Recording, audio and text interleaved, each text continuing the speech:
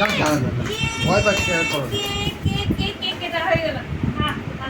Happy birthday যা যা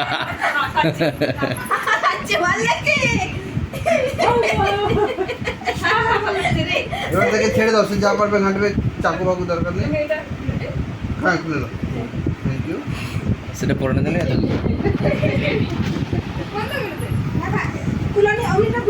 কেন খুলনি তোমার আবার?